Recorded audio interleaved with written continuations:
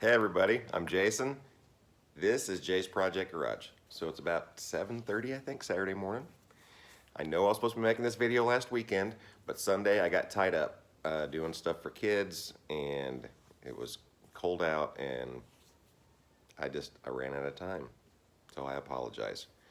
But it was Thanksgiving weekend, and I was just kind of enjoying some family time and taking care of some animal stuff, like I said, for my kids. So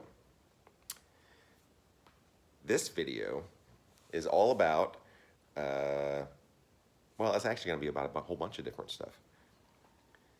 Can an engine talk to you? Yes, engines can in fact talk. They have a story to tell. Not necessarily in running. We'll cover all that stuff in other videos.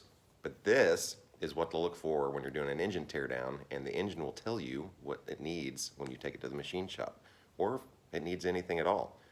And also, so a hot topic around YouTube and on the internet for the last, I don't know, it's probably 6 months or a year, has been the piston flip thing. And I'm going to put my 2 cents worth in. And we're going to do a little experiment. Now, David Freiberger took a Chrysler 318 and he did the piston flip thing, and they ran it on the dyno, and there was really no measurable difference on a dyno at wide open throttle. Problem with dynos is it only measures wide open throttle pulls. There's no part throttle. It's not a real world test. All it really tells you is how well the parts are working together at max effort. But the Ford 302, we're going to measure to see what the piston offset is in these, and then we're going to flip one, and we're going to measure how it changes where the piston is at top dead center. And we're going to talk about what it does with the connecting rod. It should be interesting. I think it's going to be interesting for me and for all of you guys. What effect is it going to have on compression? Let's see what else. Oh, and we're going to talk about my thoughts on compression. We're going to see where the piston is at bottom dead center and where it winds up at top dead center, and see if it changes the stroke at all. Because if you don't change the stroke, then you're not changing the compression. Because compression is a measurement of volume at bottom dead center versus volume at top dead center. You still only have a certain amount of volume to work with. So, I don't know, we'll see. But I do want to add one thing before we get into that. So, Joe Sherman. A lot of you guys may have not heard that name before, but he was very well known, mostly in small block Chevys. He is the father of the 383 stroker motor. He's the one that figured out how to put the 400 crank in the 350 block and make it all work. He was the first guy that did it, and he's very well known in racing circles. The funny thing is, Joe Sherman built a Ford 302 with all basically stock parts and made 400 horsepower with it. And it was in CarCraft or Hot Rod magazine. And I'd have to go back and fact check, but I think David Freiberger was there when that article was run. I don't know if he was the editor. I'm not sure. Joe Sherman's take on it is the piston flip was good for 20 to 30 horsepower in small block Chevys in some applications. And it doesn't work in everything, but he found that it made a measurable difference. He applied that theory to the Ford 302 that he made 400 horsepower with, and I think it had GT40P heads on it, and I mean, it was pretty impressive with all stock stuff. Anybody can build a 400 horsepower 302 grabbing parts off a shelf, but it really takes somebody that knows what they're doing to make 400 horsepower out of basically stock stuff. So I thought that was pretty interesting. But his take on it was that by flipping the piston and changing the pin location, that it made the rod act like it was 3/10 of an inch longer. So it would increase dwell time, and it would change the angle of the rod on the rod's effect on the crankshaft. And I mean, that's pretty cool. Now, not all pistons have an offset, but stock rebuilder type pistons and the majority of hyper-eutectics are going to have an offset. Pretty much all forged pistons, and we're going to see if Ford's forged pistons out of a 5 liter have an offset pin, because it was technically a factory forged. So did they do the offset to reduce the noise? But straight from Joe Sherman's mouth, all cast rebuilders and the majority of hyper-eutectics all have an offset pin, and it's to make the engine quiet. But we're going to do a whole bunch of tests and find out how legit all that stuff actually is. I put my flannel back on. It's cold in here. I need to start a fire. But we got a whole bunch of running to do, so I don't know if I'm going to start a fire now or just wait till later when we get back. I have to go get chicken food. I really need a haircut. Kind of need to buy some new shoes. Running. But in this video, we're going to be talking about all kinds of different stuff. We're going to be talking about bearings. We're going to be talking about thrust. We're going to be talking about rods and pistons. We're going to be covering a lot of stuff. So hopefully it's going to be educational to everybody. Now, as far as an engine talking, let's put it this way. If you're a parent, or you know a parent, or you've had a parent, it's amazing how fast they can learn a baby's cry. I know that cry, the baby's hungry. I know that cry, the baby's sleepy. I know that cry, that baby made a stinky. Maybe a weird analogy, but an engine will do the exact same thing. When you start taking it apart, if you look at the parts that you're taking out, they'll tell you what was going on with it.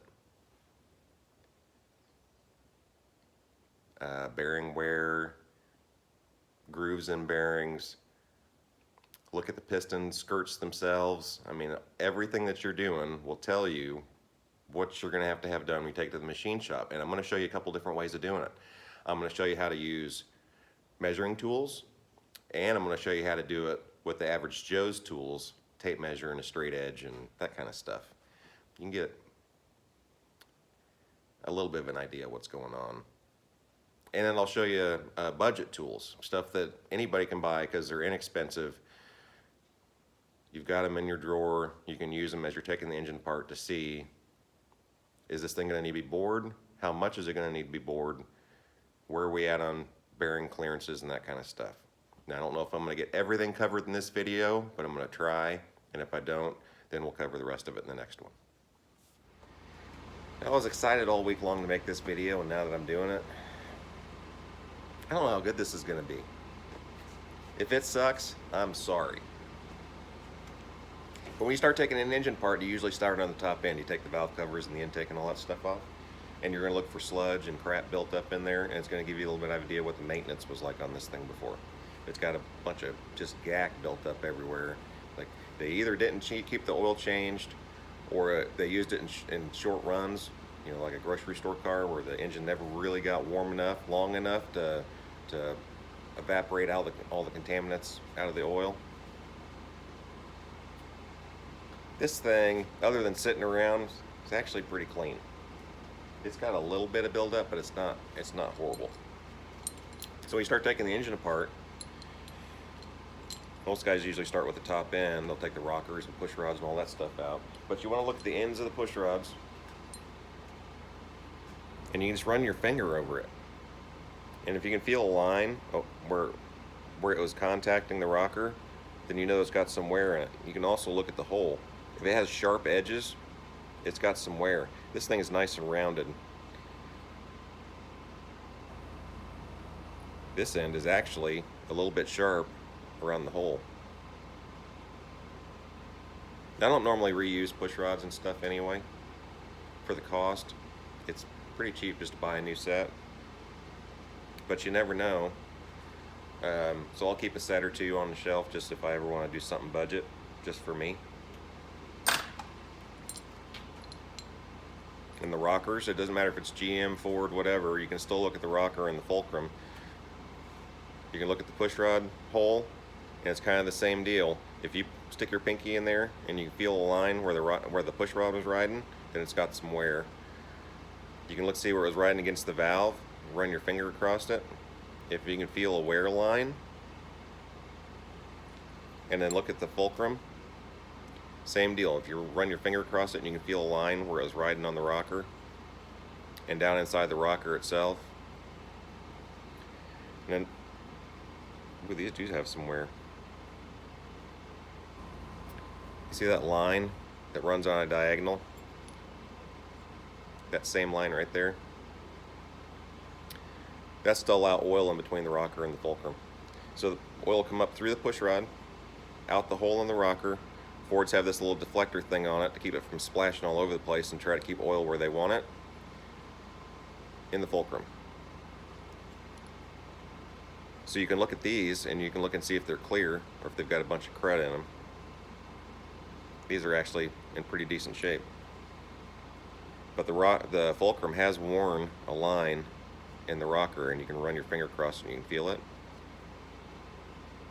So these rockers probably just go in scrap.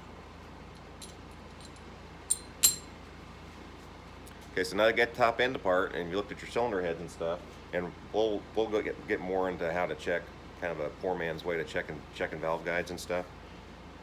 You actually just pull a valve out. You can look at the seat. If it's got a bunch of pits and crap in it, then it's going to need a valve job. Same with the valve itself. If it's got a bunch of pits and crap in it, then I get a valve job on everything. But you can take the spring and everything off. You can grab the valve and you can pull about halfway out and give it a wiggle, and it'll give you a little bit of an idea if you got a bunch of guide wear or not. New cars don't have anywhere near as much trouble with it as the older ones did, but it's still totally possible. You pull the cylinder heads off and you look at the head gaskets. You can look and see if there's a spot in a fire ring or around a coolant passage or something where the gasket's not happy. Every single engine I build, every single one, the cylinder heads get the deck surface or the head gasket surface machined. Same with blocks. Every engine I build, the deck gets machined. It trues up the deck, squares it up, and I know that I've got a good surface for a head gasket, because I don't want to go through all the time, money, and effort to put an engine together just to find out I can't keep head gaskets in it because there's a problem with one of the decks. So just kind of figure that into your budget. Cylinder heads are off. We looked at all that stuff. Everybody wants to dive into the bottom end. So we pull the oil pan off. Look in the pan. See if there's pieces of metal in there, a bolt, foreign object, try to figure out where something came from. This one was actually pretty clean, other than the water from sitting. And you can also look at your oil pump screen. Look and see if there's pieces of metal or foreign debris in there. I replace almost every single one of these. Every once in a while I'll reuse one that's like super clean and on an engine that doesn't have a lot of miles on it. So you can take a pair of tin snips and cut this out so you can see the whole screen. But if it's an engine I'm planning on rebuilding anyway, I don't normally go through all that. I'll just kind of give it a quick view and see if there's any crud in there. But now we're going to start taking rod caps and main caps and all that stuff out. This bearing, it's out of a small block Chevy. It's toast. It's all the way down to copper. Now you hear guys say something about copper or bronze or whatever. No two manufacturers make bearings exactly the same.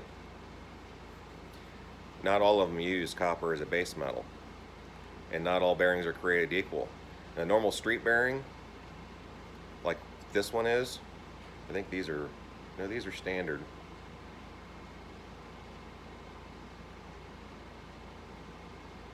I think these are, nope, these are Clevites. Clevite 77, yep, but they're standard. So a race bearing is going to have a different base metal than a normal streetcar bearing, and race bearings are harder than a street bearing would be, and there's lots of different reasons for that, and we'll cover that in other videos.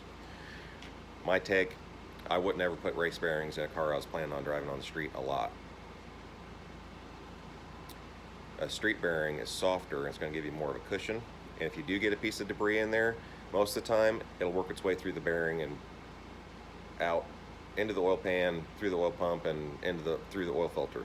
A race bearing is so hard that any piece of foreign anything will get stuck to the bearing, and it'll sit there and just groove the hell out of the crankshaft, and it'll eventually tear up the bearing. So I stick with stuff that's made for what I'm actually trying to do. Now this is a good one. Now when I was pulling this 5-liter apart, I was kind of paying attention to the bearings and everything. Did you see that? See how there's a lot more wear on one side of the bearing than there is on the other? Now some guys would jump to the conclusion and say, well, that connecting rod must be bent. Well, there's a whole bunch of bent connecting rods in this thing then, because there's several of the bearings that look like this. It's not the rods. You got to remember, when they're building these things, they're mass produced.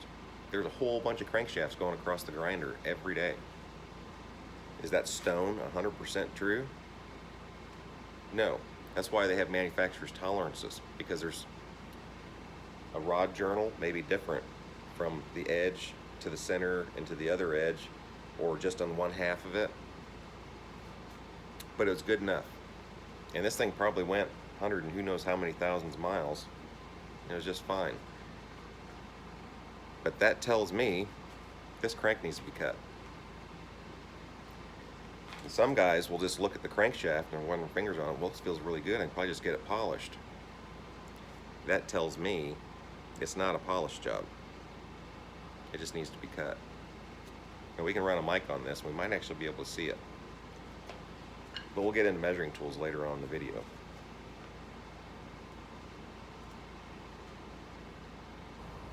This is out of a completely different engine. This is out of an HO50. Let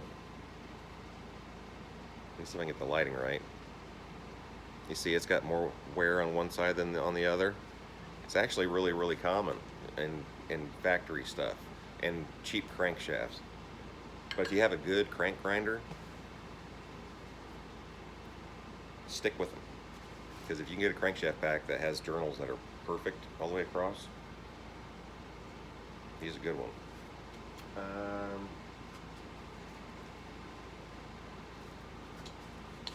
Look at this. See those grooves? I actually have a piston on the shelf somewhere that's got really bad grooves in it. Not just on the skirt, but up by the crown. I mean, there's some bad gouges. And I knew exactly what happened when I pulled the engine apart. But I talked to the guy I got it from, who had gotten it from somebody else. And he said, yeah, he ran that thing around forever without an air cleaner on it. Go figure. So you run around without an air cleaner, you've got all kinds of stuff going in there, and that's the kind of damage you can wind up with.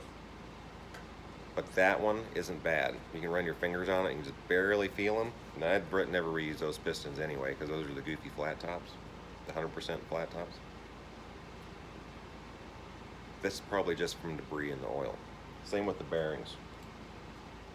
You got a little groove. Can you guys see those? That's just debris. It could have been debris from a cam going flat.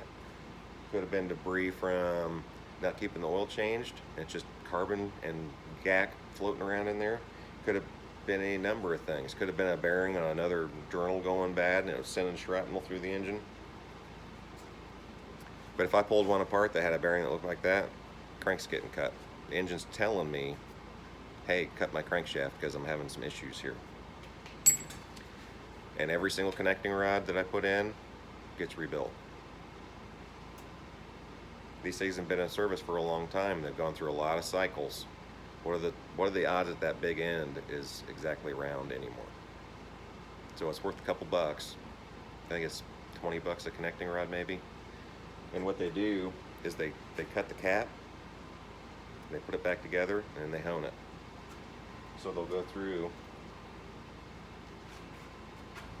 the mating surface on the cap itself. They'll take a little bit of that off. They'll put the cap back together. They'll tighten it up with the bolts that you're going to use. And that's something else. I replace pretty much every single rod bolt on every engine that I build. And they'll put it back together and they'll run it through a hone and they'll make that completely perfectly round again. And they'll do the same thing with the pin end to a point, but these are press fit, so they can't really take a whole lot of material off because that pin actually presses into the rod. But they can check it to make sure it's good. The majority of the time, if the small end of a rod isn't any good, they don't go to the trouble of bushing it. That rod just gets pitched and they grab a different one. This video is already getting really long. I'm debating. I think what we're going to do is end this one and then start the next one, because it's probably going to wind up being 2 or 3 parts. And we're going to go through and I'm going to show you all the measuring tools and how to use them and how you can kind of do it cheaper yourself at home with a straight edge and a tape measure. Now that's nowhere near being accurate, but it gives you a little bit of an idea. Well, at least you know what the stroke is. You get a little bit of an idea what the bore is. I don't know if you can see 30 thousandths on a tape measure, but maybe. So that's it. I just don't feel real good about this video. I think it's probably, I felt good about it all week long. Actually, the last 2 weeks I was thinking about making it. I was like, this is going to be really good. It's going to be educational. But I think in the next video, we're going to get my dial bore gauge out. We're going to get calipers out. We're going to get, what else are we going to get out? And for the piston flip thing, we can put a degree wheel on this thing, and we can look and see if the piston location at different degrees of crankshaft rotation changes when you flip it.